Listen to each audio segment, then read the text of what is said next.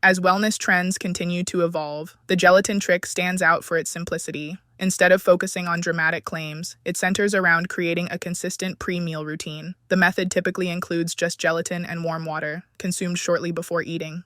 Many users describe this as a way to gently prepare their body and mindset for meals.